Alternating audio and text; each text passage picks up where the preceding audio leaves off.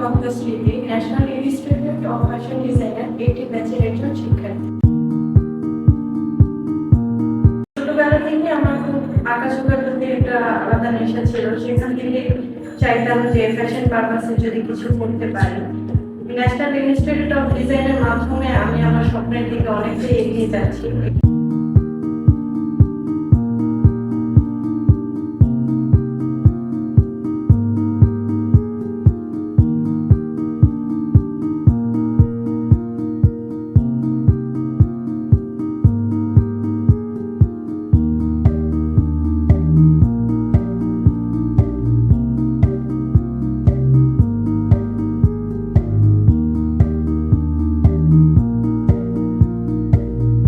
আমাদের এবারের থিম হচ্ছে সুন্দরবন।